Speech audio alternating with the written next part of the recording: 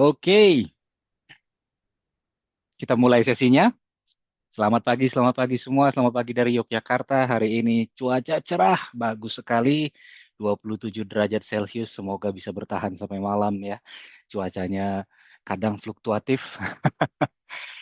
Semoga cuaca di tempat rekan-rekan juga sedang cerah-cerahnya, sedang asik-asiknya, sehingga bisa menikmati akhir pekan dengan baik. Hari ini kita akan mendengarkan banyak informasi penting yang akan disampaikan oleh Bapak Ibu dari Komite Kompetensi dan Sertifikasi Himpunan Penerjemah Indonesia terkait dengan tes sertifikasi nasional Himpunan Penerjemah Indonesia yang akan kita selenggarakan pada tahun 2025 ini. Ya, jadi Bapak Sugeng Haryanto sudah hadir. Bapak Sugeng adalah Ketua KKS HPI dan juga para anggota Komite Kompetensi Sertifikasi juga sudah hadir di sini. Ada Ibu Inanti, saya lihat tadi. Eh, Pak Indra Listio bergabung dari Bandara Hong Kong ini, mau terbang kembali ke Indonesia setelah mengikuti sidang aktif ya Pak ya di sana. Terima kasih sudah menyempatkan diri untuk bergabung Pak. Baik, nanti setelah Bapak Ibu dari KKS selesai menyampaikan presentasinya, panitia penyelenggara atau panitia pelaksana juga ada informasi yang akan disampaikan, tapi sebentar saja di ujung ya. Waktu kita hanya 60 menit, jadi tanpa perlu berlama-lama, saya undang Bapak Sugeng Haryanto untuk memulai penyampaian informasi terkait tes sertifikasi nasional Himpunan Penerjemah Indonesia 2025. Bapak Sugeng, silakan. Terima kasih Pak Wahyu Ginting. Assalamualaikum warahmatullahi wabarakatuh. Selamat pagi, salam sejahtera rekan-rekan. Ini saya gaya bahasa saya ngikuti gaya radio penyiar radionya Pak Wahyu Ginting ini. Eh, hari ini kita ada sosialisasi sharing informasi tentang ujian TSN yang akan kita lakukan pada Juli 2025 nanti. Bersama kami tim KKS ada sudah kita siapkan materinya yang sebagian besar sama dengan materi yang tahun lalu. Untuk menyegarkan ingatan kita, mari kita mulai dengan informasi umum dulu. Nanti dari KKS sesuai dengan rencana, apabila tidak ada halangan, saya akan membuka dengan informasi umum sekali, kemudian Pak Evans yang akan menyajikan informasi tentang TSN bidang penerjemahan umum dan hukum. Kemudian saya akan menyampaikan informasi tentang uji penyuntingan dan terakhir Bu Inan dengan Pak Ana akan menyampaikan informasi tentang uji penjurubahasaan apa saja yang dilakukan dan di mana. Tapi saya mendapat permintaan izin dari Pak Ana, hanya bisa Pak Wayan Ane dari Denpasar, hanya bisa mengikuti secara pasif karena kebetulan pada hari ini juga ada acara lainnya. Baik rekan-rekan, ini kita akan mulai. Yang pertama-tama, mengapa kita memiliki program TSN HPI ini? Intinya karena lazimnya di seluruh dunia asosiasi penerjemah itu memiliki sarana untuk mensertifikasi anggotanya untuk kepada eh, memberitahukan kepada calon pengguna kompetensi dari anggotanya di bidang penjurubahasaan dan penerjemahan. Yang paling terkenal yang kita tahu itu ada ATA Amerika dan NAATI dari Australia. Agak berbeda memang ATA. ATA itu murni seperti kita, Asosiasi Profesi Penerjemah. Kalau NAATI itu dibentuk oleh negara. Nah, demikian juga yang ada di negara-negara lain termasuk Afrika Selatan dan Malaysia sedang merencanakan akan meluncurkan program yang sama, kita sudah berkomunikasi bagaimana meluncurkan program itu di PPM, Perhimpunan Penterjemah Malaysia. Dan oleh karena itulah HPI sejak bertahun-tahun yang lalu memiliki TSN HPI, Tes Sertifikasi Nasional Himpunan Penerjemah Indonesia untuk penerjemah, juru bahasa, dan editor penerjemahan. Eh, Bentuknya berubah dari awal kemunculannya sampai sekarang ada revisi, ada peningkatan di sana sini. Sampailah kita pada tahun ini, saya kira 10 tahun lebih kita sudah lumayan settle, tidak melakukan banyak perubahan di program atau tata cara kita menyusun soal maupun menilai. Berikutnya adalah tentang apa yang dinilai ini terutama untuk penerjemahan dan editing ya. Em, Pertama adalah keterampilan transfer makna. Keterampilan mengalihkan makna atau pesan, makna dan atau pesan dari satu bahasa ke bahasa lain. Nah, tentu saja ini tiga hal besar yang akan dilihat di sini, yaitu memahami teks sumber, kemudian pada saat kita mengalihkan, kita melihat akurasinya serta kelengkapan dari informasi yang dialihkan itu. Karena mengalihkan ini menggunakan bahasa dan setiap bahasa memiliki konvensinya sendiri tentang bahasa tersebut, maka kita juga melihat mekanika bahasa atau konvensi bahasa atau norma bahasa atau aturan bahasa. Yang ini mencakup cara penulisan, yaitu alfabet dan diakritik. Kalau di bahasa Indonesia tidak ada ya, kalau standar bahasa Jawa itu ada kalau nggak salah. Tapi sebagian besar yang kita ujikan tidak mengandung diakritik. Ada ejaan, ada morfologi atau pembentukan kata, ada sintaksis, struktur kalimat, dan gaya penyampaian. Kalau gaya penyampaian ini kaitannya dengan genre atau jenis teksnya. Siapa yang menyelenggarakan TSN HPI? Rekan-rekan ini, pada saat rekan-rekan mengambil tes di lapangan itu ada dua pihak, pihak panitia pelaksana lapangan yang dibentuk oleh Badan Pengurus HPI yang melaksanakan di lapangan, ngurusi logistiknya, peralatan, ruang, pelaksanaan itu panitia pelaksana TSN HPI yang dibentuk oleh Badan Pengurus HPI. Nah, satu lagi adalah KKS kami ini, Komite Kompetensi dan Sertifikasi.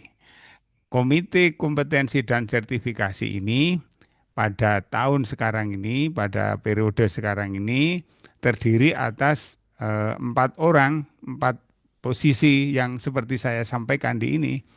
Ketua KKS-nya adalah saya. Setelah pada periode lalu ketua KKS itu Ibu Rohayah Makhali yang sekarang ditugaskan di Dewan Kode Etik kalau tidak salah, sehingga saya didorong untuk menggantikan beliau. Ada 3 anggota. Anggota eh, yang pertama itu Mbak Inanti. Mbak Inanti, nama lengkapnya saya nggak hafal Mbak Inanti. Inanti Pininta Kasideran kalau nggak salah. Eh, dan yang kedua adalah Pak Wayan Ane. Beliau berdua ini ngurusi masalah kompetensi dan sertifikasi bidang penjuru bahasaan.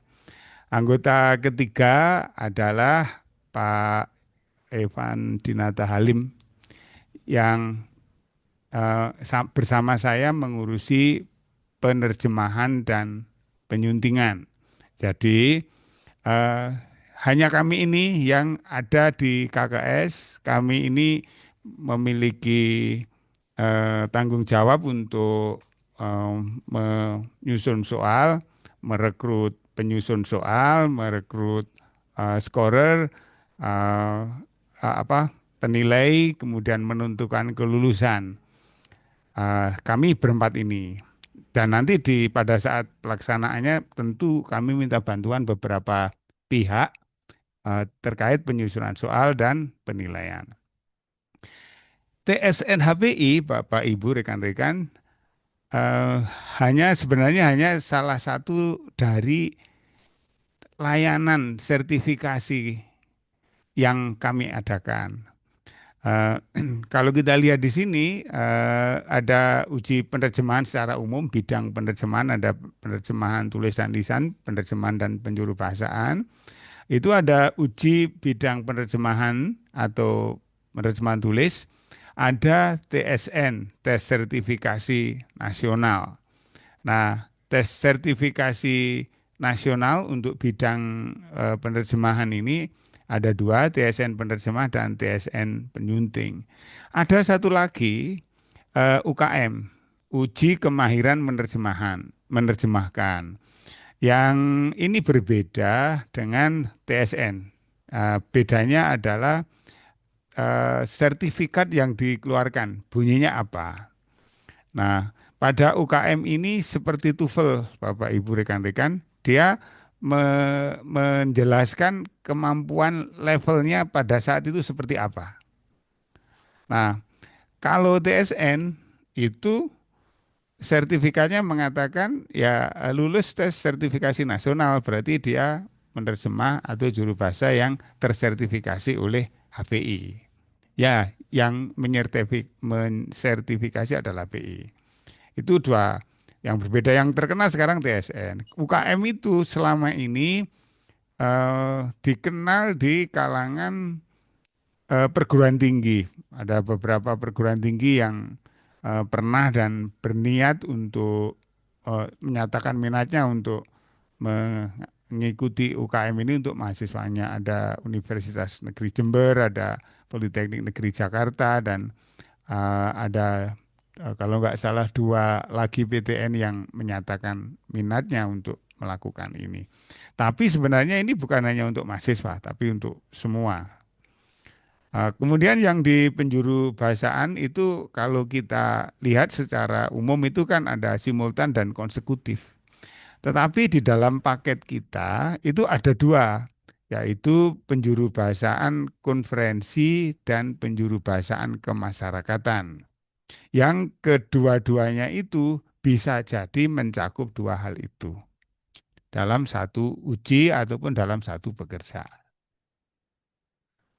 Ini tugas kami di KKS, merekrut dan melatih pembuat soal, merekrut dan melatih penilai jawaban, biasanya sama antara nomor satu dan dua itu orangnya.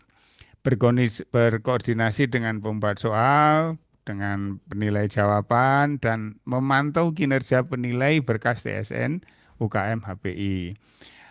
Nanti pada saat rekan-rekan mengerjakan tes itu, eh, kemudian soal jawabannya diberikan kepada panitia, oleh panitia akan disiapkan sedemikian rupa tanpa nama, dikodekan dengan angka-angka, itu yang dikirim ke kami untuk kami nilai. Jadi pada saat kami menilai, kami tidak tahu ini jawabannya siapa. Yang kami tahu hanya kode angka-angka. Sehingga pada saat kami menentukan ini lulus, ini tidak lulus, kami tidak tahu siapa yang lulus, siapa yang tidak lulus.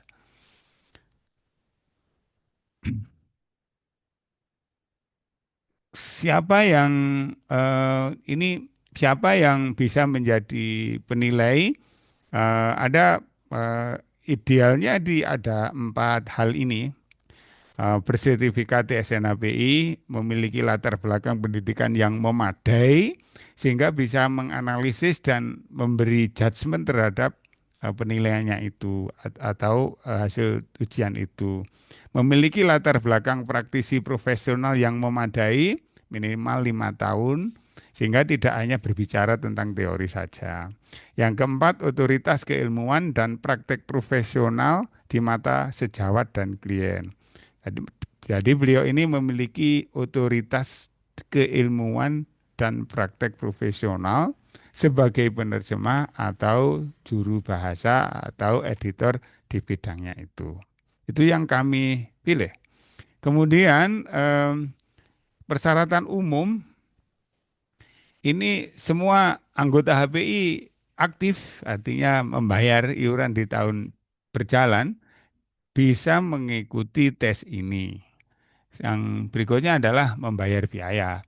Biayanya berapa? Nah, tentang biaya ini adalah eh, menjadi wilayah atau wewenang dari badan pelaksana atau panitia pelaksana TSN yang dibentuk oleh BPHPI, akan diumumkan kemudian atau barangkali nanti oleh Mas Wahyu.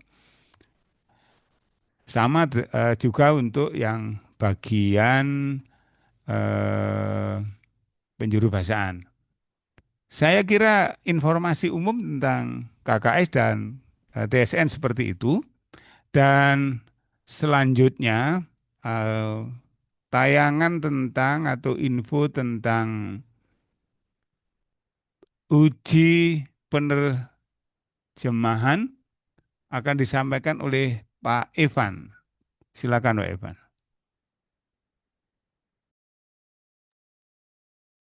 Ya, terima kasih Pak Sugeng untuk paparannya mengenai informasi umum ya, KKS dan TSN.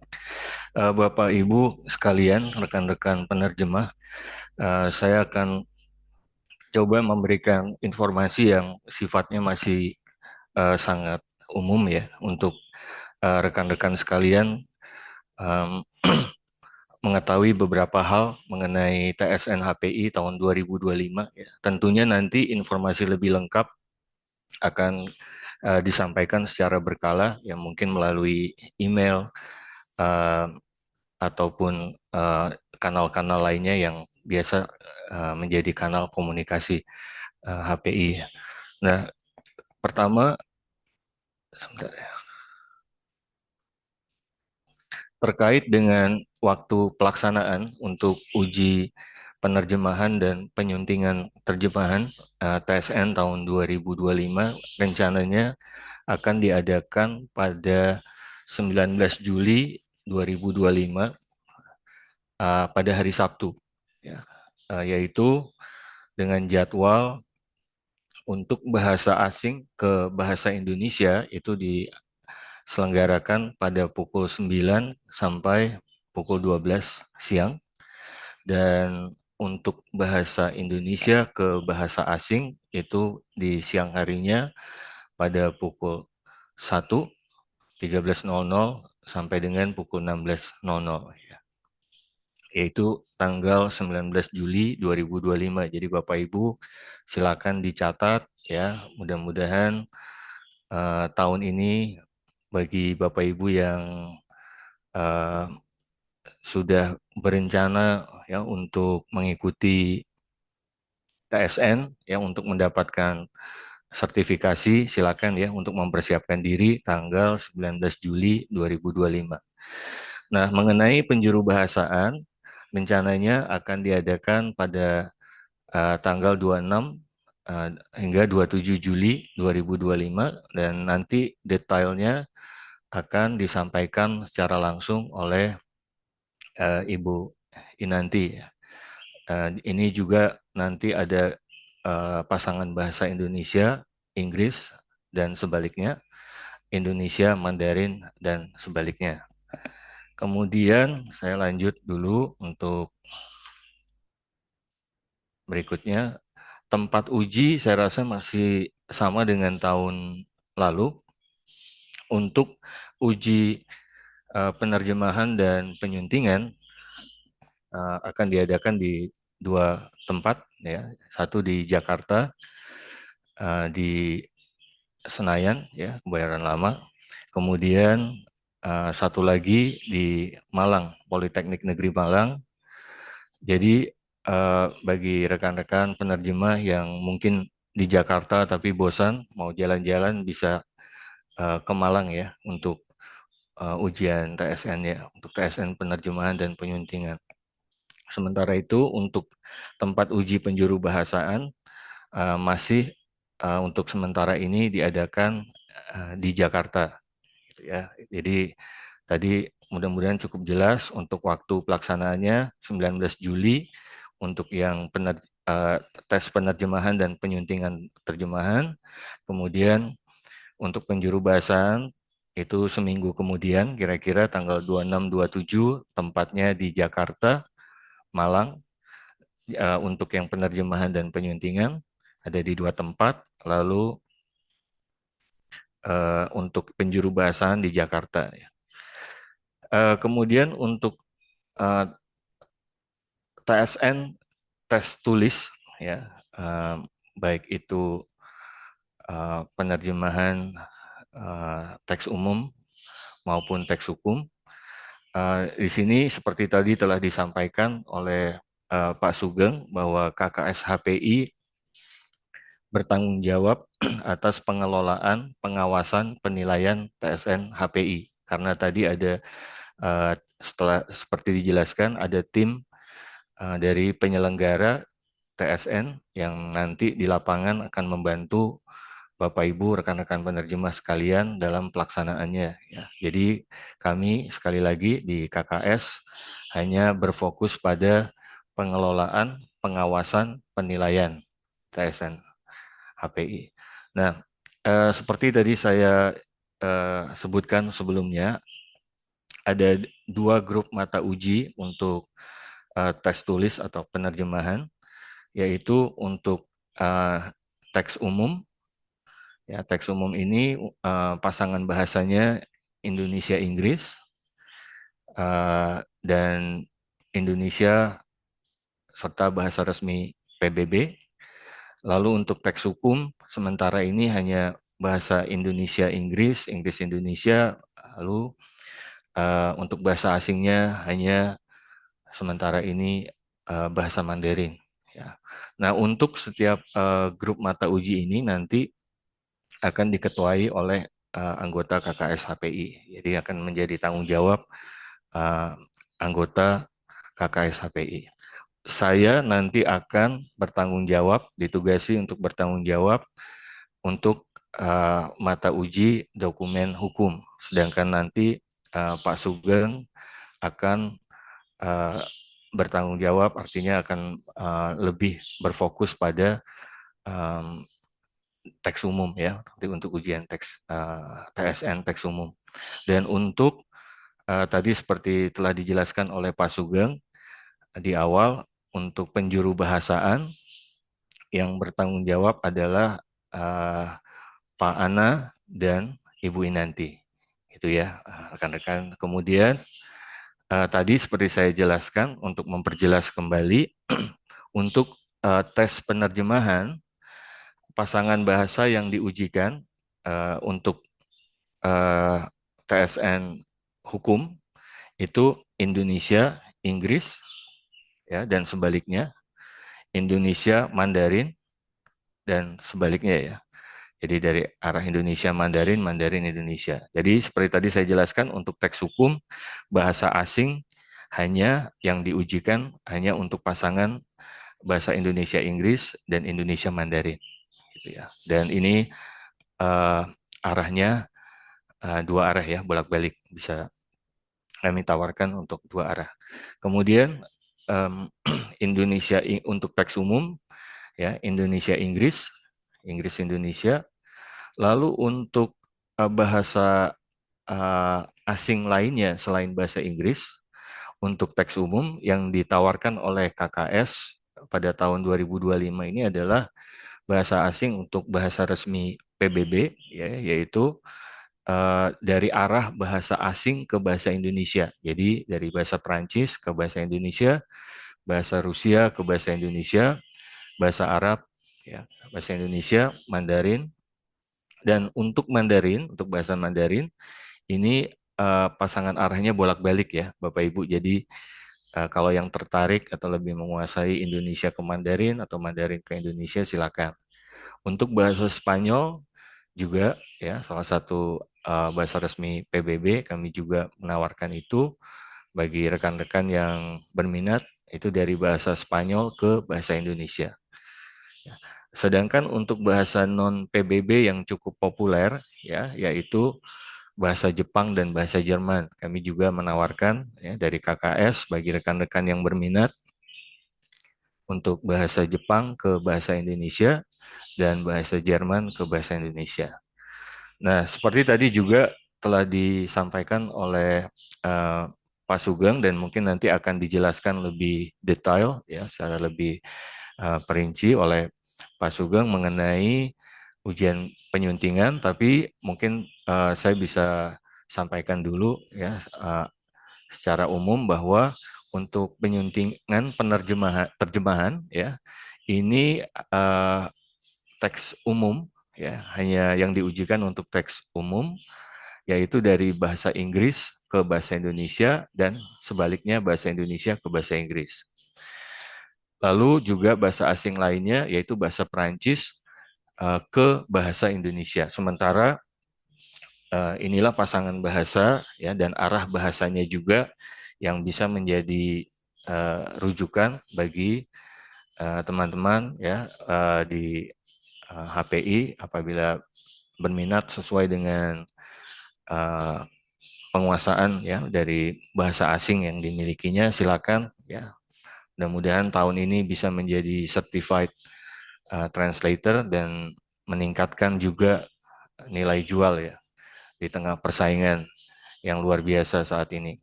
Nah, untuk saya lanjut untuk bicara sedikit mengenai materi uji ya.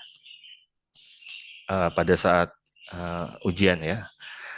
Untuk penerjemahan dan penyuntingan. Nanti untuk penjuru bahasan akan dijelaskan secara lebih detail oleh Ibu Nanti ya, yang juga hari ini mewakili juga saya rasa Pak Ana yang berhalangan untuk memaparkan ya, membantu Bu Nanti terkait dengan pemaparan lebih lanjut untuk penjuru bahasaan ya, TSN penjuru bahasaan.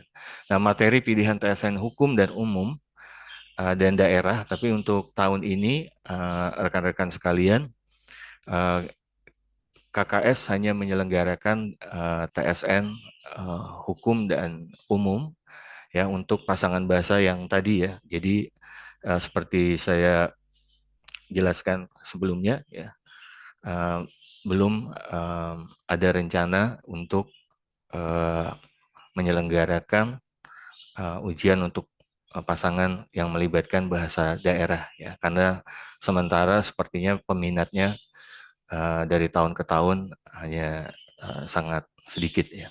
Nah, untuk tadi komposisi ujiannya, materi ujinya yaitu ada seperti saya rasa ini seperti sama ya dengan tahun lalu bagi rekan-rekan yang sudah mengikuti sosialisasi di tahun 2024 ada soal kode etik 15 menit kira-kira ya. Lalu soal wajib ada 2 soal, satu soal wajib dan soal pilihan untuk yang terkait dengan penerjemahan dan penyuntingannya. Jadi kode etik itu akan selalu ada baik di dalam ujian penerjemahan maupun penyuntingan terjemahan ya Bapak Ibu. Jadi seperti itu. Jadi bisa ada gambaran 15 menit mengerjakan soal mengenai kode etik, lalu ada soal wajib yang tidak bisa dipilih itu sekitar 500 kata, lalu soal pilihan 500 kata ya.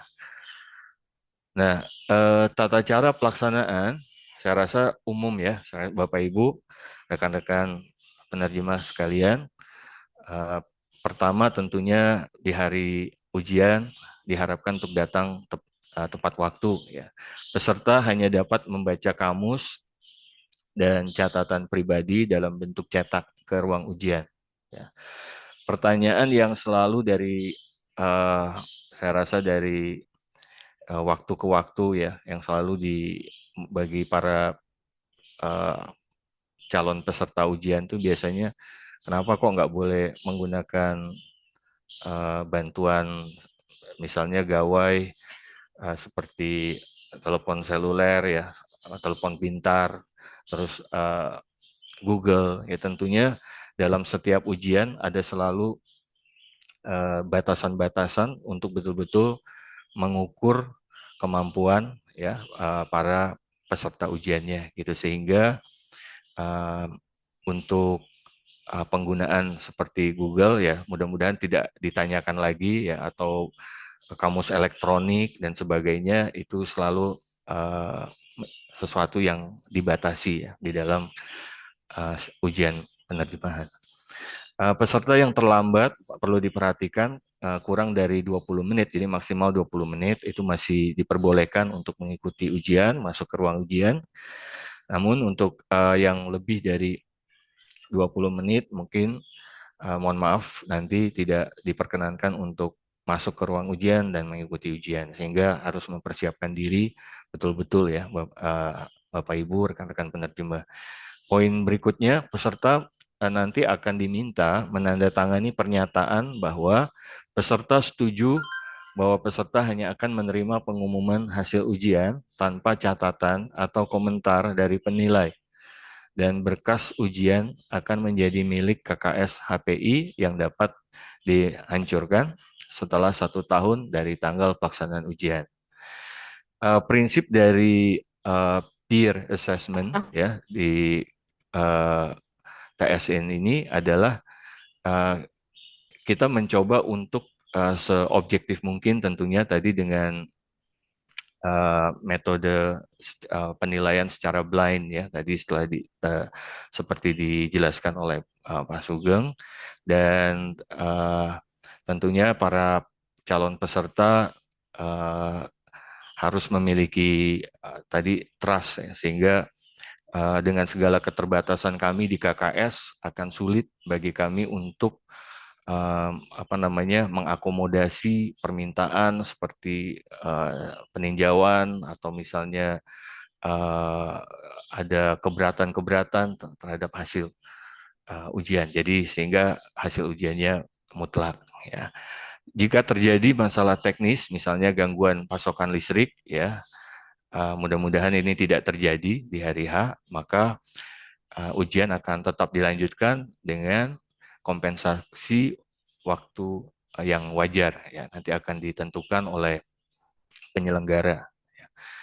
Nah, mengenai tadi ujian TSN HPI ini ada soal kode etik yang harus diingat ya, dan untuk menjadi perhatian Bapak Ibu sekalian, rekan-rekan penerjemah, soal kode etik ini harus lulus ya. Jika tidak lulus, maka penilaian tidak akan dilanjutkan. Karena ini menjadi hal yang penting ya di dalam menilai sejauh mana kita yang memiliki profesi ini mampu untuk mengamalkan ini tadi ya, kode etik di dalam profesi penerjemah. Lalu tadi seperti saya jelaskan ada soal teks wajib dan soal teks pilihan. Untuk pemilihan teks ya sebenarnya ini mungkin sebenarnya sifatnya internal di KKS, tapi kami pikir perlu bagi Bapak Ibu rekan-rekan penerjemah untuk mengetahui seperti apa sih teks yang akan dipilih nanti pada saat ujian ya. Teks yang dipilih itu biasanya teks yang memiliki tingkat kesulitan yang tinggi ya. Artinya kalau teks kesulitannya tingkat kesulitan teksnya tinggi, berarti mungkin teks itu memang sengaja dipilih memuat tantangan-tantangan ya. Jadi dalam penerjemahan misalnya bagaimana untuk mengatasi masalah hampa padanan ya, lalu masalah budaya misalnya di dalam mengalihkan apakah harus dipertahankankah misalnya untuk elemen-elemen budayanya dan sebagainya ya. Lalu mungkin teks yang memiliki tata kalimat ya yang rumit di dalam bahasa sumber, bagaimana si penerjemah ini dapat mengalihkan teks tersebut ya, dengan tentu memperhatikan situasi uh, target readernya ya. Jadi hal-hal yang seperti itu akan menjadi penting ya untuk dilihat, sehingga dalam 500 kata tersebut sebenarnya asesor atau dari penilai itu mau melihat nih. Jadi rekan-rekan, apakah yang tentu yang sudah biasa dalam menerjemahkan ini bukan hal yang sesuatu yang baru lagi ya. Maka dari itu sebenarnya tidak perlu khawatir. Tapi saya perlu mengingatkan kembali bahwa teks yang akan diujikan mungkin saja teks yang memang tidak sempurna secara bahasa, ya, karena pada kenyataannya penerjemah itu hidupnya memang udah biasa susah kan, artinya tidak selalu bahasanya rapi, ya. Lalu bagaimana untuk mengalihkan teks yang apa adanya itu tetap menjadi teks yang uh, secara linguistik itu berterima, misalnya sepadan secara leksikal dan gramatikal, struktur kalimatnya, ada kesesuaian semantis, ya, struktur sintaksisnya, ada kohesi, ya, hubungan antar bagian dalam teks dibangun ya dengan baik, ya. Apabila teks sumbernya itu perlu untuk misalnya menambahkan apa namanya alat-alat ya, misalnya untuk mencapai kohesi, ya itu bagaimana strategi penerjemah. Ya, panjang teks itu tadi kan sekitar 500 ya, eh, sangat terbatas untuk melihat, maka teks itu akan dipilih dengan sangat hati-hati. Ya. Nah, juga saya perlu ingatkan untuk terutama untuk teks hukum, Bapak Ibu ya, karena kebetulan saya ditugaskan untuk bertanggung jawab eh, dalam TSN teks hukum ya, itu eh, pastikan Bapak Ibu terbiasa untuk menerjemahkan em, teks yang panjang-panjang, yang rumit ya. Jadi jangan dikumpulin, misalnya ini pengalaman ya, itu udah sekoper isinya, selain kamus itu template-template. Nggak, biasanya eh, pembuat soal itu jarang sekali ya mau mengeluarkan soal yang sifatnya templatif ya, dari template gitu, yang pasal-pasal atau tinggal salin ya. Karena mau lihat strategi Bapak Ibu bagaimana nih untuk menerjemahkan teks yang syntactically challenging ya, seperti itu. Jadi mungkin ini gambaran ya. Jadi kami menilai bahwa teks yang ada itu di 3 tataran ya, yaitu lihat teks ya dari segi gaya bahasa, larasnya ya, lalu bagaimana kohesi masih bisa di apa namanya dipastikan oleh penerjemahnya ya dalam terjemahan yang dibuat gitu ya. Lalu kalimat, tata bahasa, sintaksis, sejauh mana penerjemah dapat memanipulasi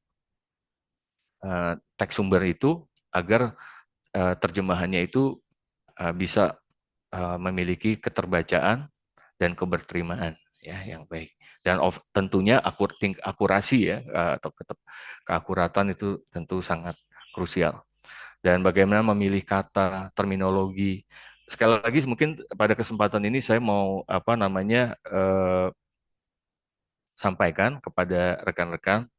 Kita tahu semua, Bapak Ibu ya, saya, rekan-rekan sekalian, Bapak Ibu, rekan-rekan penerjemah, kita tahu bahwa tidak ada yang absolut dalam suatu terjemahan ya. Jadi Bapak Ibu tidak usah khawatir apabila misalnya saya menerjemahkannya satu istilah dengan ini, lalu berpikir bahwa wah saya nggak lulus, mungkin karena istilahnya tidak dialihkan dengan benar, dalam artian tidak sesuai dengan penilainya. Saya mau tekankan sekali lagi, jangan khawatir karena kita memiliki rubrik dan juga terhadap teks itu kami sudah juga bisa expect bahwa ada kemungkinan-kemungkinan. Jadi jangan pernah berpikir bahwa ada kunci jawabannya, dan kalau kebetulan gayanya misalnya dari terjemahan saya ini tidak cocok, ya tidak sinkron dengan apa yang diharapkan, lalu menjadi tidak lulus. Nggak mungkin, makanya seperti tadi dijelaskan oleh Pak Sugeng di awal, kami di KKS itu mengadopsi suatu rubrik ya yang seobjektif mungkin dalam penilaian untuk scoringnya dengan melihat eh, lebih menekankan pada aspek eh, keakuratan, sehingga seseorang yang dinyatakan tidak lulus berarti ada fakta-fakta ya yang dalam terjemahannya itu eh, ada elemen yang tidak diterjemahkan secara akurat, Ibu ya. Jadi baik akurasi itu ya tadi seperti dari sisi leksikal maupun gramatikal ya. Jadi dari aspek frasa mungkin bahwa istilah ini memang bisa menjadi suatu apa namanya istilah yang mungkin juga, tetapi kalau melihat pada registernya nanti untuk setiap tes itu ada yang namanya translation brief atau instruction, dan itu Bapak Ibu harus baca baik-baik ya, karena eh, di seluruh dunia sekarang ya untuk assessment atau penilaian penerjemahan biasanya kita melihat pendekatan fungsional, functionalist approach maupun pendekatan linguistik. Nah, yang saya tadi maksud dengan pendekatan fungsional adalah Bapak Ibu harus membaca betul-betul instruksi penerjemahannya ya. Jadi seperti ini ya contohnya nih, Bapak Ibu bisa lihat petunjuk penerjemahan akan selalu diberikan ya mencakup informasi tentang teks, tujuan penerjemahan teks dan bagaimana teks terjemahan akan digunakan. Jadi ini akan menjadi pedoman ya, apakah hasil terjemahan sesuai dengan tujuan komunikasi dalam konteks budaya target. Ya, lalu adaptasi sejauh mana pilihan kata yang Bapak Ibu buat ya, yang dalam terjemahan itu terhadap pembaca sasaran. Jadi misalnya teks yang itu sulit, lalu di situ ada di petunjuk bahwa akan digunakan oleh misalnya terjemahan ini akan diadaptasi menjadi bagian dari misalnya buku teks pelajaran untuk siswa tingkat dasar misalnya ya di sekolah dasar misalnya. Nah, tentu bahasanya akan disesuaikan ya, atau misalnya lihat situasi untuk fungsi pragmatisnya ya, konteks budayanya, apakah unsur budaya asing tadi suatu istilah asing akan diadaptasi kah, apakah disesuaikan tadi diadaptasi atau dipertahankan, kalau dipertahankan dengan secara yang seperti apa dan seterusnya ya. Jadi semuanya harus diperhatikan dengan baik. Untuk karakteristik teks hukum tadi seperti saya jelaskan ada teks wajib dan teks pilihan. Jadi ada 2 soal ya plus 1 soal kode etik ya. Untuk teks wajib biasanya yang teks-teks untuk dokumen hukum yang uh, frekuensinya cukup tinggi ya di industri ini ya, yang demand-nya cukup tinggi, permintaan cukup banyak, dan relatif apa namanya seorang penerjemah misalnya dibutuhkan ya, keahliannya biasanya dokumen-dokumen seperti perjanjian, surat kuasa, atau pendirian perusahaan misalnya ya, macam-macam itu. Pengesahannya kah dan sebagainya. Lalu teks pilihan biasanya akan dipilih satu, Anda boleh memilih satu dari 2, yaitu teks bidang hukum yang sifatnya lebih spesifik. Misalnya kalau ada konteks misalnya menerjemahkan mortgage for foreigners in the USA. Ya, ya tentu dengan segala rujukan yang Bapak Ibu rekan-rekan penerjemah bawa gitu ya. Itu mortgage apa ya, lebih tepat apa diterjemahkan dan sebagainya, silakan untuk merujuk pada catatan. Tapi tentunya sebaiknya mempersiapkan diri dengan baik karena kalau di hari H menyiapkan segala sesuatunya untuk melihat catatan, kemungkinan besar nanti waktunya tidak cukup. Ya mungkin surat dakwaan, putusan pengadilan, ya itu bisa saja diujikan, gitu ya. Ya saya rasa itu untuk informasi sementara yang bisa saya sampaikan. Mungkin nanti bisa ditambahkan atau dilanjutkan oleh Pak Sugeng mengenai TSN untuk yang uji penyuntingan. Terima kasih.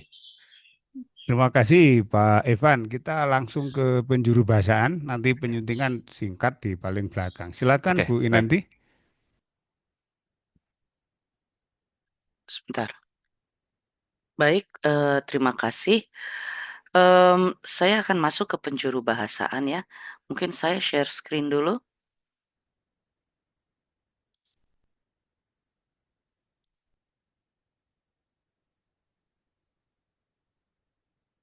Sudah terlihatkah? Masih proses. Iya, ini agak lama. Oke, mungkin sepertinya sudah Sudah. Ya, sudah sudah. ya. Ya. Oke, ini kenapa nih? Hari ini agak lelet ya. Anyway, sekarang saya akan berbicara tentang penjuru bahasaan. Tadi sudah disampaikan tentang penerjemahan dan penyuntingan. Penjuru bahasaan sendiri ini mungkin tesnya agak berbeda dengan penerjemahan dan penyuntingan ya, karena memang bentuk dan apa yang harus diujikan itu berbeda. Saya akan mulai ya. Tujuannya adalah kita ingin mendapatkan juru bahasa ya yang bersertifikasi dan berkualitas dengan standar kompetensi yang tinggi. Kenapa? Karena ini membawa nama HPI. Jadi juru bahasanya itu harus berkualitas. Yang kedua, seperti dikatakan Pak Evan tadi, ini juga bisa digunakan, hasil sertifikasi ini bisa digunakan sebagai sarana untuk menunjukkan standar profesionalitas dan kompetensi ya yang nantinya bisa dianggap sebagai cermin dari kualitas. Jadi dengan membawa atau memiliki sertifikasi HPI untuk bidang penjuru bahasaan, nanti untuk mendapatkan pekerjaan atau apa itu bisa digunakan ya, dan mereka akan melihat, dan ini sudah terjadi, bahwa jika memiliki sertifikasi HPI berarti juru bahasa tersebut mumpuni dan andal ya. Kita ingin membuat atau membangun juru bahasa yang profesional. Untuk itu juru bahasa yang sudah bersertifikasi atau yang nantinya lulus dari TSN ini dianggap memiliki kompetensi yang tinggi, mampu menggunakan teknik, metodologi, dan strategi penjuru bahasaan yang benar. Ya, jadi tidak asal. Karena seringkali kita lihat banyak yang belum memahami teknik itu gimana sih, seperti apa. Nah, itu yang kita ingin lihat, apakah juru bahasa yang mengikuti TSN ini mampu menggunakan teknik, metodologi, dan juga strategi yang benar. Selain itu, seperti juga halnya penerjemahan dan penyuntingan, ya, ini juga menyangkut bahasa sumber, ya, bahasa sumber dan bahasa sasaran. Artinya apa? Ya, maaf kucing saya nakal. Ya, bahasa sumber dan bahasa sasaran. Jadi nanti bahasa ini akan dinilai juga, ya, kemahiran bahasa, kemampuan memahami pesan dalam bahasa sumber dan merumuskan serta memproduksi ulang ke bahasa sasaran. Dan ini harus bisa dilakukan dengan baik dengan ragam bahasa yang sesuai ya, dan juga yang pasti dalam bahasa ini bahasa Indonesia pun kita nilai. Ya, banyak yang berpikir yang akan lebih banyak dinilai adalah bahasa Inggris atau bahasa Mandarinnya. Untuk catatan bahwa nanti bahasa ini mencakup bahasa Inggris, bahasa Mandarin, dan juga bahasa Indonesia. Ya, dan ini tujuannya untuk menjaga integritas. Kita tidak mau ada yang salah register misalnya ya, atau ragam bahasa. Kemudian kurang mampu memahami apa yang dikatakan dalam bahasa, katakanlah bahasa sumber, atau memahami tapi tidak mampu menyampaikannya dengan akurat dalam bahasa sasaran. Berbeda dengan penerjemahan, di mana yang dilihat adalah dari aspek gramatik, Ya, kita lebih kepada aspek aplikatifnya, bagaimana bahasa ini diproduksi ulang atau pesan ini diproduksi ulang menggunakan bahasa yang benar dan sesuai. Ya, jadi masing-masing juru bahasa mungkin akan menyampaikannya dengan cara yang berbeda-beda, tetapi selama pesannya masih tepat, masih sesuai, bahasanya masih baik, ragam bahasanya tepat, itu akan mendapatkan nilai tambah ya. Dan ini tujuannya adalah untuk integritas dan tentunya menjaga reputasi HPI ya. Itulah kenapa kita juga sebagaimana yang lainnya penerjemahan dan penyuntingan, kita juga ada kode etik ya. Nah, untuk tahun ini kita menggelar 2 jenis pengujian ya.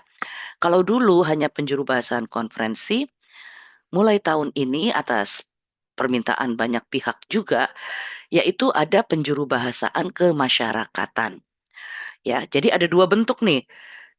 Nanti untuk mengikuti tes ini, juru bahasa bisa memilih apakah ingin mengambil yang konferensi atau yang kemasyarakatan. Ya, itulah kenapa ada saya dan Pak Wayan Ana. Ya, bentuk pengujiannya sama, hampir sama. Ya, bentuk penjuru bahasaan konferensi itu yang akan diuji adalah konsekutif. Ya, nanti akan diberikan notebook dan pulpen yang bisa digunakan untuk mencatat ya saat melakukan penjuru bahasaan konsekutif. Ya, kemudian ini akan dilakukan ada 2 jenis, bahasa Indonesia dan satu lagi bahasa asing, bisa Inggris, bisa Mandarin. Yang kedua adalah simultan dengan menggunakan SIS. SIS itu adalah booth dan konsol ya. Jadi nanti disediakan booth-nya, disediakan konsolnya ya, sehingga peserta ujian atau peserta tes harus masuk ke situ juga ya. Dan bahasanya sudah disebutkan Inggris dan Mandarin, dan yang lainnya adalah kode etik. Ya, kode etik penjuru bahasaan. Nah, ini yang harus dicatat ya, bahwa mungkin akan sedikit berbeda dengan penerjemahan. Jadi itu juga harus dicari tahu ya. Kode etik ini penting untuk melihat apakah juru bahasa tersebut mampu menjalankan tugasnya secara profesional dengan ketentuan-ketentuan yang ada ya. Jadi di sini akan dibuat dalam bentuk case ya, kasus, terus nanti juru bahasa harus menceritakan bagaimana mereka akan mengatasi situasi tersebut ya. Jadi esai. Sedangkan kemasyarakatan itu hampir sama ya. Bedanya hanyalah penjuru bahasaan simultannya tidak menggunakan booth atau bilik ya dan konsol, tetapi berbisik. Sebagaimana kalau kita melakukan penjuru bahasaan katakanlah di kepolisian, keimigrasian gitu ya, ada yang konsekutif dan ada yang simultan tetapi berbisik. Artinya tidak menggunakan sarana atau alat bantu penjuru bahasaan yaitu SIS ya. Sama, bedanya hanya bahasa Indonesia ke bahasa Inggris, dan tentu saja sama ada kode etik penjuru bahasaan ya, dan sama kode etiknya juga adalah nanti tentang bagaimana bersikap, bagaimana bila terjadi sesuatu, bagaimana mengambil keputusan bila terjadi sesuatu. Pokoknya kasus lah. Kita tidak tahu nanti kasusnya mana yang akan dikeluarkan ya. Kemudian kompetensi. Nah, kita bicara kompetensi di sini adalah keterampilan menggunakan metodologi strategi penjuru bahasan konsekutif dan simultan. Khusus konferensi itu yang menggunakan SIS. Sementara untuk kemasyarakatan itu berbisik ya. Jadi ini keterampilannya. Kemudian kualitas bahasa, ketepatan struktur tata bahasa, termasuk bahasa Indonesia ya. penggunaan ragam bahasa, pilihan kata, dan lain sebagainya. Kemudian kualitas penjuru bahasaan, misalnya ketepatan terminologi, istilah, keakurasian dalam menjuru bahasakan atau memproduksi ulang pesan yang disampaikan pembicara, apakah sudah sesuai, jadi kesesuaian juga akan dinilai. Kemudian juga ketepatan intonasi, tempo bicara, ya, dan keberterimaan pesan. Pesan ini bisa diterima atau tidak. Ya, jadi kita tidak pakai sistem minus ini karena ini enggak. Kita akan dengar. Dan hasil yang kita dengar itulah yang nanti akan dinilai. Ya. Dan tentunya integritas yaitu pemahaman dan pengaplikasian kode etik penjuru bahasaan. Karena banyak yang belum tahu bahwa penjuru bahasaan itu kode etiknya sedikit berbeda ya. Dan sebenarnya cukup ketat ya. Jadi itu nanti akan kita lihat. Dan ini esai. Langkah-langkahnya nanti pada saat pelaksanaan, ya ini bisa berubah ya, bisa integritas dulu atau sebagainya. Tapi yang pertama itu nanti akan ada, misalnya kita ambil konsekutif dulu. Ya di situ konsekutif mereka peserta akan mendengar, nanti ada yang memainkan video, bentuknya video ya, mendengar, kemudian mencatat dan memproduksi ulang pesan. Ya. Dan ini akan dilakukan dalam 2 bahasa. Jadi nanti akan ada 2 video, ya. Video pertama dalam bahasa Indonesia, video kedua dalam bahasa Inggris atau bahasa Mandarin. Nah, ini nanti pada saat pelaksanaan itu harus dicatat, ya. Atau kalau merasa tidak perlu dicatat ya tidak apa-apa. Tapi sebaiknya dicatat dan buku catatan wajib dikumpulkan. Jangan sampai terjadi lagi di mana ada yang lupa mengumpulkan ya, karena itu akan mempengaruhi nilai. Kalau kita lupa untuk mengumpulkan buku catatan itu akan berpengaruh ya, karena ada ketentuan-ketentuan khusus di mana kita ingin agar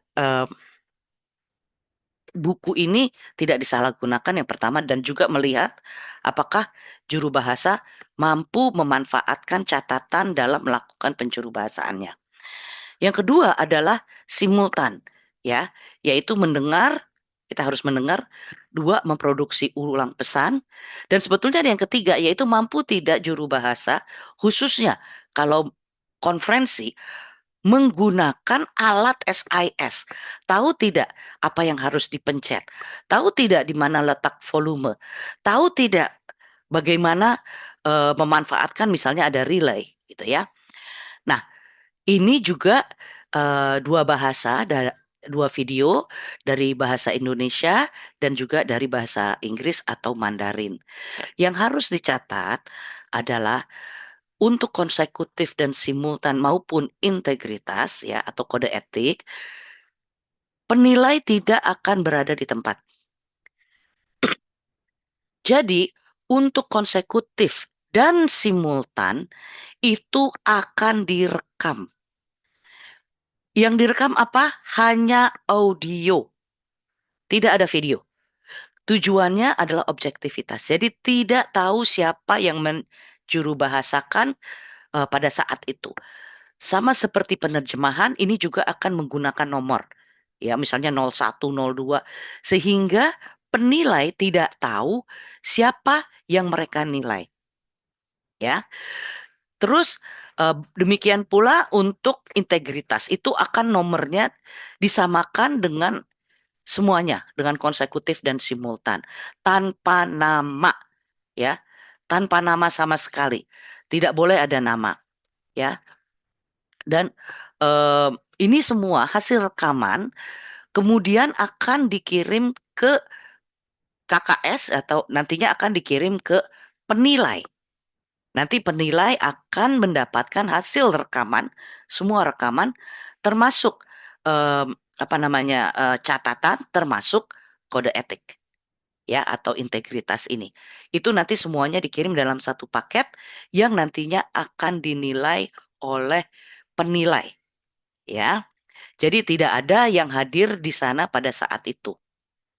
Jadi semuanya memang seperti blind testing. Kita tidak tahu siapa, kita hanya menilai saja.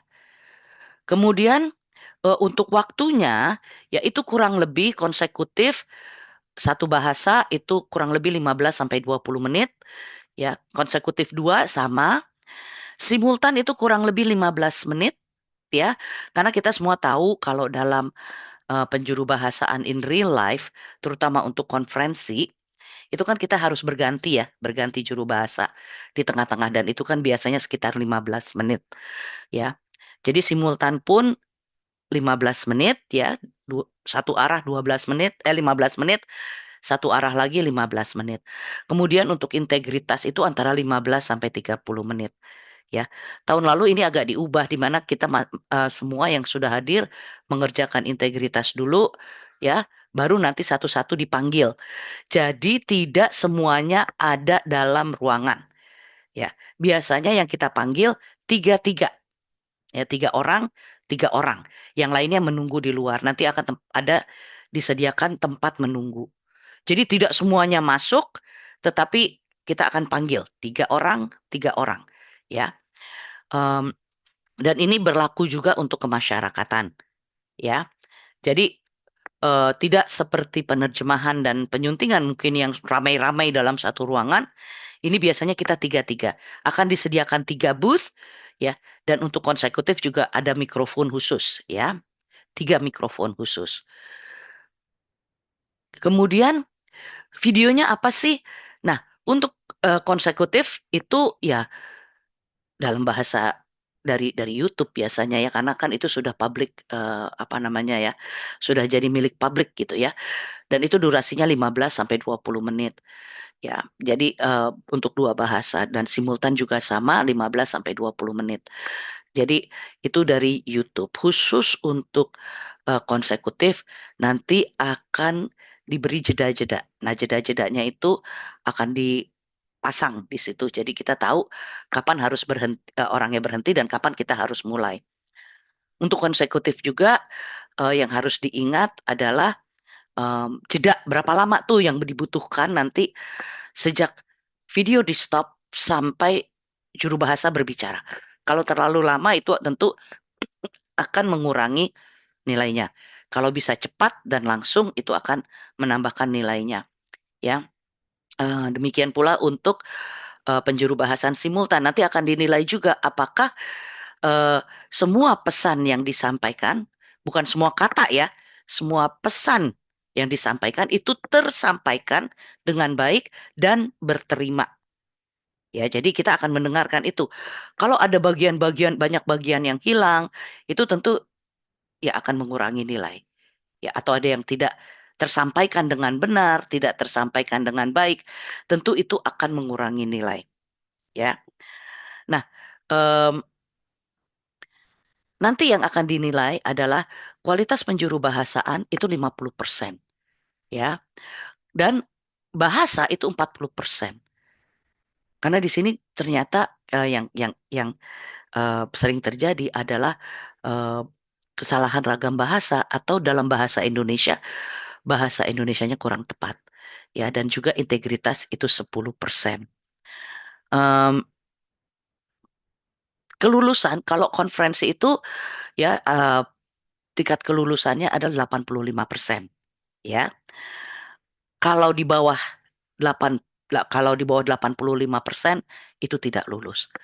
Tinggi ya, memang tinggi karena ini untuk konferensi. Ya, jadi tidak boleh ada kesalahan. Tidak boleh ada kesalahan fatal. Sementara untuk kemasyarakatan itu adalah 80%. Ya, 80%. Kenapa lebih rendah? Ya karena sifatnya lebih ke masyarakat, ya. Nah, langkah-langkahnya adalah nanti ada pendaftaran ulang, terus kemudian mengerjakan soal kode etik, terus penjuru bahasaan konsekutif, simultan, terus dikumpulkan ya dan kemudian dinilai dan diberikan hasilnya. Kalau dalam penerjemahan itu kan masih diperbolehkan membawa kamus tapi dalam bentuk cetak atau materi-materi dalam bentuk cetak. Dalam penjuru bahasaan, kamus itu irrelevant, ya. Kamus itu irrelevant. Kenapa? Anda tidak punya waktu untuk mencari istilah, Istilah itu sudah harus diketahui. Kemudian materi-materi lainnya ya gitu ya. Seperti kalau seandainya sudah punya terminologi, daftar terminologi dan mau dibawa, itu boleh, boleh saja. Tapi juga kami berharap bahwa gawai atau gadget itu tidak digunakan, ya. Jadi bagaimana dong? Kita kan nggak akan tahu materinya apa, orangnya mau ngomong apa. Bisa saya katakan di sini berbeda dengan penerjemahan dan penyuntingan. Untuk penjuru bahasaan, nanti 1 minggu sebelum ujian, 1 minggu sebelum ujian, itu kita akan kirimkan topik yang akan menjadi pembahasan. Kenapa 1 minggu sebelumnya? Kita ingin tahu sebagai juru bahasa, khususnya juru bahasa konferensi, apakah Anda memanfaatkan waktu 1 minggu itu untuk belajar, untuk memahami topik, untuk memahami istilah dan terminologi, untuk memahami mungkin ada jargon-jargon tertentu yang terkait dengan topik yang akan dilakukan, dan biasanya topik ini akan digunakan untuk penjuru bahasaan konsekutif dan simultan. Ya, jadi topiknya sudah diberi 1 minggu sebelum kegiatan tes dimulai, dan itu akan nanti menentukan ya. Kalau seandainya pada hari H ternyata ya peserta tesnya tidak bisa mengikuti, banyak A, nah itu juga akan berpengaruh terhadap nilai ya. Atau diam atau tidak menjuru bahasakan pesannya, itu akan terlihat bahwa juru bahasa ini khususnya untuk konferensi tidak belajar sebelumnya, ya. Dan itu akan berpengaruh juga. Ini sudah, kok salah saya. Oke. Nah, tanggal pelaksanaannya memang 1 minggu setelah TSN penerjemahan. Kenapa? Karena seperti tahun-tahun sebelumnya, ternyata ada peserta yang juga mengikuti tes penerjemahan. Ya, jadi kalau dilakukan pada hari yang sama, mungkin bentrok. Jadi kita buat 1 minggu setelahnya. Ya, ini akan diadakan 2 hari. Kenapa 2 hari? Tergantung jumlah peserta sebelumnya. Tapi karena sekarang ada kemasyarakatan dan ada 2 bahasa, kemungkinan 1 hari untuk 1 bahasa, hari berikutnya untuk bahasa yang lain, dan mungkin juga untuk kemasyarakatan. Ya, waktunya itu biasanya kita mulai jam 9 pagi dan peserta diharapkan sudah hadir jauh sebelum itu untuk mendaftar. Lokasi ini kita masih membahas dengan pelaksana ya, dan demikian pula dengan biaya. Saya rasa itu dari saya. Terima kasih. Terima kasih Bu Inianti. Saya lanjutkan sedikit sekarang dengan penyuntingan. Ya, ini cepat kalau penyuntingan. Yang bisa mengikuti penyuntingan, tes penyuntingan adalah mereka yang sudah lulus tes penerjemahan. Jadi langsung tidak ada sertifikasi penerjemahan ikut penyuntingan belum diperbolehkan. Apa yang akan diuji atau bagaimana cara menskornya? Pada dasarnya ini kita melihat kemampuan peserta untuk menemukan kesalahan terjemahan yang sudah ada di situ, mengklasifikasikan keparahan kesalahan terjemahan itu dan membetulkan kesalahan terjemahan itu. Itu inti dari editing. Ya, kalau salah dalam menemukan, salah dalam mengklasifikasi, salah dalam membetulkan, ya tentu saja itu berakibat pada rendahnya skor. Nah, jenis kesalahan itu ada dua, seperti tadi ya, transfer dan mekanik tadi. Ada kesalahan terkait dengan makna, ada kesalahan terkait dengan aturan bahasa. Sementara keparahannya itu klasifikasinya ada minor, tidak mengganggu apapun, bahkan mungkin kalau bukan editor tidak tahu kalau salah. Mayor itu cukup mengganggu tapi tidak mengganggu fungsi dari teks itu. Kalau parah itu membuat keseluruhan teks itu tidak bisa digunakan, atau di halaman judul misalnya itu termasuk parah. Saya kira itu saja untuk penyuntingan. Saya kembalikan ke Pak Wahyu. Silakan Pak Wahyu. Terima kasih banyak Pak Sugeng. Terima kasih juga untuk Ibu Inanti dan Pak Evan Halim yang sudah menyampaikan paparannya dengan sangat terperinci ya. Rekan-rekan, saya tahu ini sudah 10 menit lewat dari jadwal standar berakhirnya sesi kita, tetapi saya lihat di kotak obrolan ada banyak pertanyaan yang diajukan oleh para peserta sesi. Jadi saya mohon izin ke rekan-rekan ke forum untuk mengambil sesi tanya jawab ya, untuk memberikan waktu tambahan untuk sesi tanya jawab sekitar 15 menit boleh ya. Oke, Pak Sugeng, Ibu Inanti, Pak Evan, ini kalau kita lihat di kotak obrolan ada beberapa pertanyaan yang belum terjawab, walaupun ada yang sudah langsung dijawab di kotak obrolan ya. Misalnya kita mulai dari yang paling bawah dulu ya, yang paling baru. Oke, pertanyaan tentang buku catatan. Apakah diberi nama? Itu sudah dijawab oleh Ibu Inanti. Tidak diberi nama, hanya nomor peserta. Lantas, untuk TSN penerjemah, disebutkan tadi apabila gagal di bagian tes kode etik, sisa jawaban tidak akan dinilai. Di TSN penjuru bahasaan bagaimana? Apakah jika juru bahasa gagal memberikan jawaban yang tepat untuk tes kode etik atau integritasnya, itu berarti audio untuk penjuru bahasaannya batal penilaiannya. Bu Inanti mungkin bisa memberikan jawaban?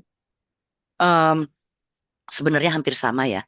Hampir sama, yaitu jika memang dari situ sudah gagal, ya buat apa diteruskan? Berarti dia tidak profesional. Itu kan yang kita ini kan.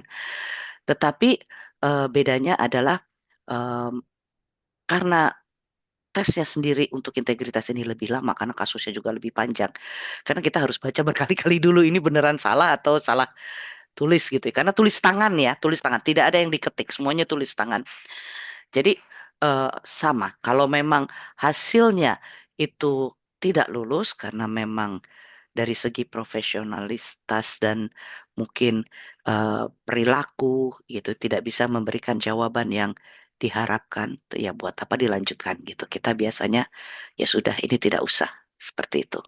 Terima kasih Bu Inanti, cukup jelas dan tegas saya rasa jawabannya ya. Jadi posisinya ada di atas, kalau kita bikin hierarkinya ya, itu justru yang menjadi penentu pertama, apakah sisanya akan dinilai atau tidak. Sama seperti di mata uji penerjemahan dan penyuntingan terjemahan.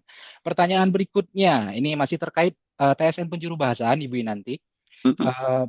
Bagaimana mekanisme penilaiannya apabila pada saat sesi konsekutif peserta tidak menggunakan buku catatan? Tadi Ibu Inanti sempat mengatakan, ya kalau tidak mau mencatat boleh sih, begitu ya, saya kutip. Iya, Terus bagaimana bila peserta menggunakan simbol atau kode yang tidak umum, khusus untuk dirinya sendiri, yang mungkin tidak dimengerti orang lain? iya Kedua itu situasi ini pengaruhnya terhadap penilaian seperti apa Bu Inanti? begini ya. eh, Dalam konsekutif itu terserah sebetulnya juru bahasa ya. Kalau merasa memiliki daya ingat yang kuat, tidak mau pakai catatan, ya monggo gitu ya, silakan aja. Tapi kan catatan biasanya membantu. Dan catatan ini tidak akan dinilai dalam arti kata, oh ini simbolnya nggak ngerti, ini salah. Enggak. Kita hanya ingin melihat apakah juru bahasa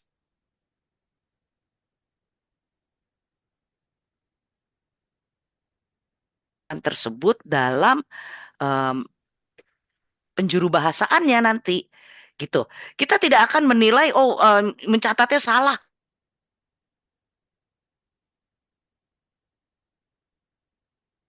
Oke, tampaknya ada isu koneksi. Maaf Bu Inanti, koneksi Ibu terputus-putus. Rekan lain yang lain juga mengalami hal serupa ya? Ya, Betul, betul. Terputus-putus. Oh ya, oke. Bu Inanti mohon maaf boleh diulangi? ya, Tadi ya, sempat terputus. Ya. ya. Jadi begini, kan saya selalu katakan bahwa catatan itu sifatnya pribadi, ya, dan bahwa cara orang mencatat itu berbeda-beda, ya. Jadi di sini yang tidak akan dinilai Apakah dia pakai simbol atau tidak? Nggak pakai simbol salah, tidak pakai singkatan salah. Bukan. Teknik mencatatnya kok begini sih, ini salah. Bukan, hanya ingin melihat. Dimanfaatkan tidak itu buku catatan. Dimanfaatkan tidak kesempatan untuk mencatat poin-poin yang nanti akan dicuru bahasakan. Dan apakah catatan ini membantu hasil penjuru bahasaannya? Gitu. Keakuratan dari penjuru bahasaannya. Apakah keakuratan ini karena catatan yang baik atau tidak gitu? Atau ya kalau memang bisa mengingat tidak masalah. Seperti itu. Oke, terima kasih Bu Inanti.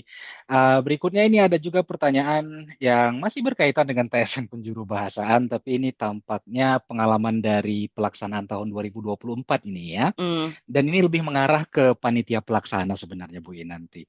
Apakah memungkinkan jika TSN Penjuru Bahasaan konsekutif juga dilakukan di ruang terpisah untuk setiap peserta, tidak berkelompok dalam satu ruang yang sama? Oke. Meskipun diberi jarak antar peserta, suara peserta lain masih tetap terdengar dan cukup mengganggu konsentrasi. Pertanyaan ini sebenarnya sudah dijawab oleh Mas Boleh saya Hanif jawab? Rusli. Tapi Bu Inanti silakan. Ini begini ya. Pada saat kita melakukan penerjemahan penjuru bahasaan konsekutif dalam kehidupan nyata, tentu tidak bisa kita seperti di dalam booth. Pasti berisik, pasti ada orang ngomong di dekat kita, pasti ada orang masih ngomong dan sebagainya. Itu seharusnya tidak mengganggu. Tahun lalu kita mencoba untuk menggunakan ruang besar. Ruang besar di mana masing-masing peserta itu jaraknya jauh sekali. Tetapi sayangnya pada hari pelaksanaan ruang besar itu dipakai untuk kegiatan lain oleh pemilik lokasi. Sehingga tidak mungkin kita pindah ke tempat lain atau ke gedung lain gitu ya dalam waktu 1 kali 24 jam. Jadi memang kita harus istilah bahasa Inggrisnya make do with what we have. Ya, yang pada saat itu adalah satu ruangan yang memang agak relatif kecil, tetapi jaraknya masing-masing peserta diberi jarak. Kita akan coba lihat kondisinya bagaimana tahun ini, dan itu nanti BP yang akan mencari lokasi yang paling sesuai. Itu saja. Tapi seharusnya kita tidak bisa bilang, oh ini kan ujian satu-satu. Kalau satu-satu bisa sampai 3 hari nanti. Gitu. Jadi makanya kita masukkan 3-3 dan juga kemarin itu ya karena ada masalah yang mendadak tiba-tiba berubah gitu dari Ya. rencana semula. Terima kasih banyak Ibu Inanti. Berikutnya, ini mungkin bisa dijawab oleh Pak Sugeng Haryanto ya. Pertanyaan dari rekan Wafda Nediyah. Apakah di kemudian hari HPI dapat mengadakan tes sertifikasi untuk penerjemahan bahasa Belanda, Pak Sugeng? Karena di beberapa tahun belakangan masih belum ada nih, Pak. Ya, terima kasih. Ini kami anggap usulan ya. Ya. Kami anggap usulan, kemudian akan kami nilai visibilitas, apa itulah kelayakannya untuk kita adakan di tahun depan. Kalau kita anggap layak, layak artinya ada ahlinya yang mengembangkan soal dan menilai. Di beberapa bahasa PBB itu eh, bahkan dari tahun ke tahun itu nggak ada pengikutnya, nggak ada pesertanya. Tapi tetap Ah, kita tawarkan karena kita memiliki ahlinya atau peran yang bisa mengembangkan soal dan menilai, dan lagi itu adalah bahasa resmi PBB, artinya bahasa internasional yang diakui. Demikian, Pak. Terima kasih. sama-sama Pak Sugeng. Artinya penentunya itu sebetulnya bukan uh, ada atau tidak peminat, tetapi ada atau tidak ahli yang dapat memfasilitasi penilaiannya. Betul ya Pak Sugeng ya? Oke, tadi juga ada rekan yang bertanya pada tahun ini tidak ada pasangan bahasa Korea Indonesia, sudah dijawab oleh Pak Sugeng, tidak ada. Terus ada juga ini pertanyaan menunggu informasi tentang biaya. Oke, kalau begitu saya jawab saja ya. Ini saya mewakili Badan Pengurus Himpunan Penerjemah Indonesia, lebih khusus lagi mewakili panitia pelaksana TSN HPI pada tahun 2025, dan saya akan mengutip kata-kata yang disampaikan oleh Ketua Umum Himpunan Penerjemah Indonesia, Bapak Indra Listio, untuk diteruskan ke para peserta sesi. Untuk TSN 2025 hingga hari ini, panitia penyelenggara masih melakukan kajian anggaran, ya, masih melakukan kajian anggaran untuk dapat menentukan biaya kepesertaan untuk tiap-tiap mata uji. Kalau kita mengacu pada TSN HPI 2024, mungkin rekan-rekan masih ingat, untuk mata uji TSN penerjemahan, satu pasangan dan arah bahasa, jadi bukan bolak-balik ya, misalnya hanya Inggris ke Indonesia, kategori teks umum, gitu ya. Itu biaya kepesertaannya Rp2 juta. Begitu juga untuk penyuntingan, terjemahan. Sementara itu untuk penjuru bahasaan, biaya kepesertaannya adalah Rp4 juta satu mata uji, ya, dan satu pasangan bahasa. Pada tahun 2025, dan ini saya sekali lagi saya garis bawahi, ini saya kutip dari pernyataan Ketua Umum yang disampaikan ke saya tadi, biayanya tidak akan lebih rendah dari itu. Nah, jadi ada dua kemungkinan, ya, sama atau lebih tinggi. Karena yang sudah dipastikan adalah tidak lebih rendah. Jadi opsinya tinggal dua, sama atau lebih tinggi. Kalau dia sama, bagus, tidak ada kenaikan gitu ya. Tapi kalau dia lebih tinggi, berapa peningkatannya, itu akan kami sampaikan nanti. Begitu juga, keputusan ini akan disampaikan dengan jelas lewat kanal komunikasi resmi Himpunan Penerjemah Indonesia, dan informasi lebih umum dan lengkap mengenai TSN HPI 2025 akan dapat rekan-rekan akses melalui situs web resmi kita, ya, hpi.or.id. Biasanya juga di situ kita sampaikan semua informasinya. Ada yang bertanya mengenai rekaman sesi hari ini, sesi sosialisasinya akan dibagikan atau tidak? Pasti dibagikan, tenang saja, ya.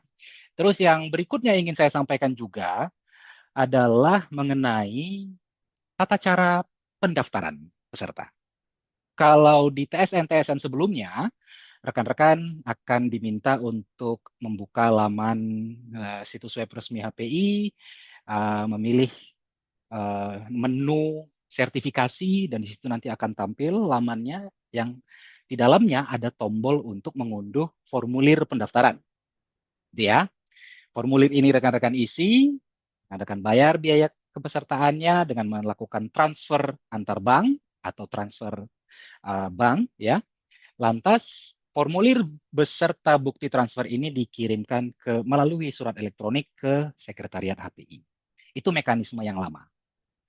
Mekanisme yang baru, loket pendaftaran kita hanya melalui Sistem Informasi Himpunan Penerjemah Indonesia atau SIHPI.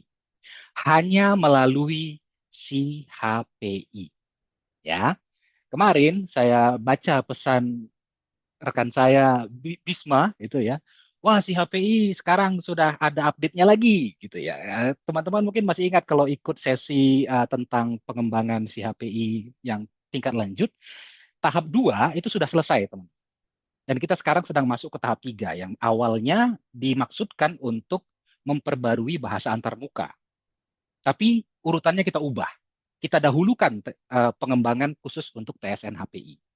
Jadi saat ini pengembang situs web kita sedang membuatkan loket pendaftaran TSN HPI 2025. Ya, yang bisa mendaftar hanyalah anggota HPI aktif, baik dia anggota profesional maupun aspiran. Artinya, kalau akun si HPI Anda berstatus tidak aktif karena Anda belum beres iuran, ya, baik belum membayar iuran tahunan yang 2025 atau masih memiliki tunggakan tahun-tahun iuran sebelumnya, Anda tidak akan bisa mengakses loket pendaftarannya.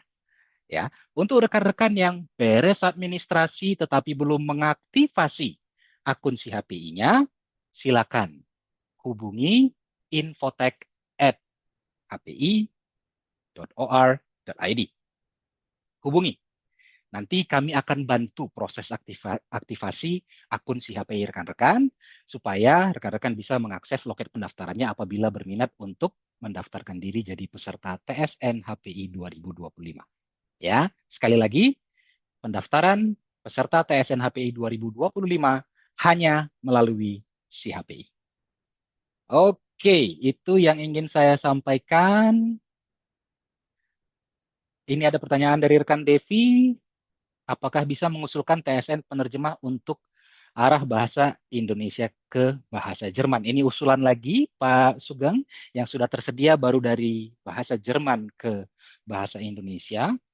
Yang sebaliknya, bagaimana? Ya, silakan nanti ditampung dulu ya, mungkin oleh KKS, dan kita lihat nanti kemungkinannya.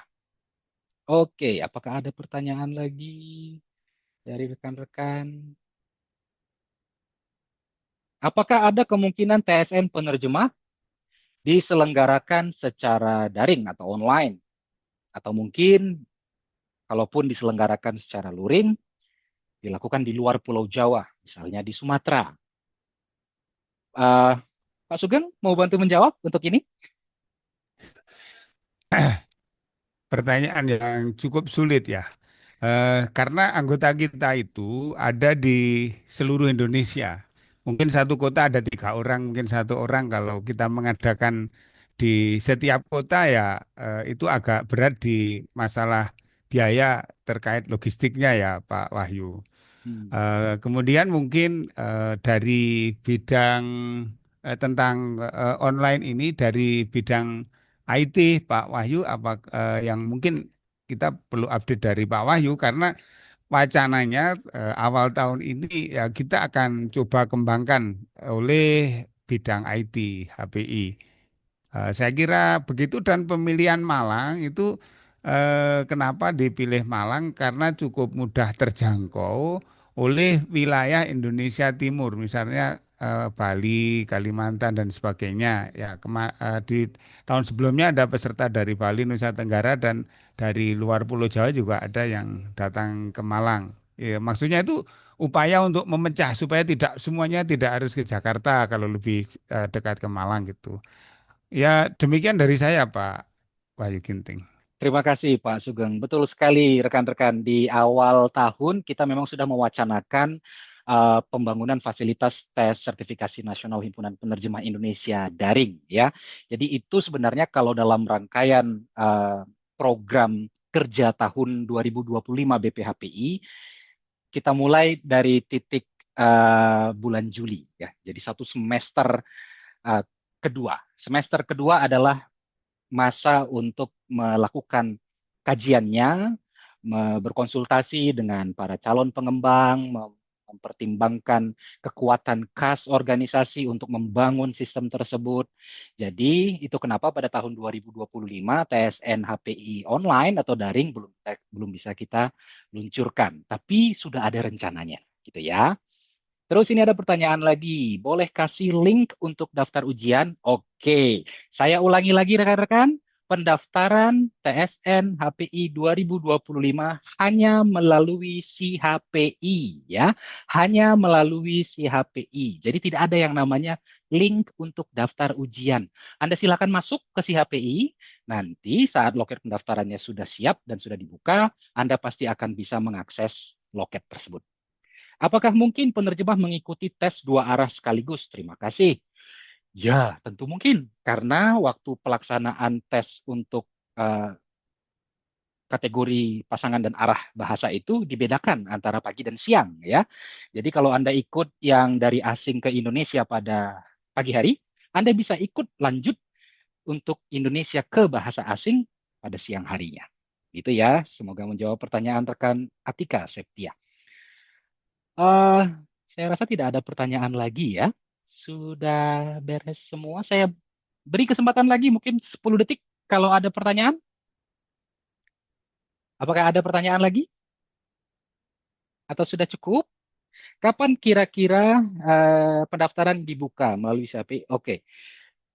Kapan dilaksanakannya TSN 2025? Oh, mungkin rekan Ridwan gabungnya agak terlambat tadi ya. Itu sudah disampaikan di dalam bahan tayang presentasi oleh Pak Sugeng dan juga Pak Evan dan juga Bu Inanti. Untuk TSN penerjemahan dan penyuntingan terjemahan, tanggalnya adalah 19 Juli 2025 untuk TSN penjuru bahasaan baik yang konferensi maupun yang kemasyarakatan, kita ada 2 tanggal ya.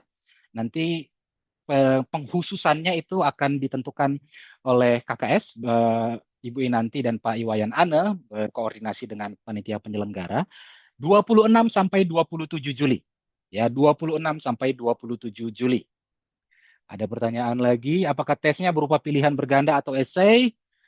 Tesnya ya bisa dibilang esai ya, karena kita menerjemahkan ya. Sementara itu untuk soal kasus kode etik kita menjawabnya juga secara uraian. Tidak ada format soal pilihan berganda ya. Kapan loket pendaftarannya dibuka? 16 Juni. Catat rekan-rekan. 16 Juni ya. Kenapa? Karena kita akan tutup 3 hari sebelum TSN penerjemahan dan penyuntingan terjemahan yang diselenggarakan pada tanggal 19 ya. Loket pendaftaran untuk TSN penerjemahan dan penyuntingan dibuka 16 Juni, ditutup 16 Juli. Sementara khusus untuk penjuru bahasaan penutupan loket pendaftarannya kita buat 1 pekan sebelum tanggal 26. Maaf, 3 hari sebelum tanggal 26. Jadi 23 Juli. Untuk penerjemahan dan penyuntingan, loket pendaftaran dibuka 16 Juni sampai 16 Juli. Untuk TSN penjuru bahasaan, loket pendaftaran dibuka 16 Juni sampai 23 Juli. 16 Juni sampai 23 Juli. Oke, saya rasa itu saja ya. Oke. Komda Sumbar berminat dan siap agar bisa menjadi tuan rumah TSN di Pulau Sumatera, Pak Wahyu, kata rekan Cherry. Mantap. Nanti kita bicarakan lebih lanjut ya. TOEFL aja bisa daring, TSN HPI kapan? Nah ya, ditunggu tanggal mainnya. Oke, sedang kita upayakan ya. Jadi ini semua adalah bentuk dan wujud dari kontribusi rekan-rekan sebagai para anggota Himpunan Penerjemah Indonesia aktif ya lewat membayar iuran tahunan. Dana itu kita pakai untuk dikembalikan sebagai manfaat. Ya, jadi sudah banyak permintaan nih, TSN daring dong, TOEFL aja bisa, masa TSN enggak gitu ya. Kita akan upayakan gitu ya. Oke, saya rasa itu saja ya. Terima kasih banyak rekan-rekan semua atas partisipasinya. Pukul 11:33, langit di Jogja masih cerah, belum mendung. Kita tutup sesi sosialisasi TSN Himpunan Penerjemah Indonesia 2025. Saya ucapkan terima kasih banyak kepada Bapak Sugeng Haryanto, Ketua KKS HPI 2025-2027, beserta para anggota KKS HPI, Ibu Inanti, Bapak Evan, dan juga Pak Iwayan Ane, atas paparan yang telah diberikan dengan sangat terperinci, jelas, dan tegas. Rekan-rekan, ini adalah akhir dari sesi sosialisasi TSN HPI 2025. Semoga muatan yang disampaikan di dalam sesi ini bermanfaat untuk rekan-rekan, bisa menyemangati rekan-rekan untuk mengambil tes sertifikasi nasional HPI 2025 dan komunitas penerjemah dan juru bahasa bersertifikat HPI jadi lebih ramai di Indonesia. Itu saja, saya mohon maaf apabila ada kata-kata yang kurang berkenan. Saya Wahyu Ginting, pemandu acara pada hari ini, mengucapkan terima kasih kepada seluruh peserta, seluruh hadirin. Sampai jumpa di lain kesempatan. Dadah!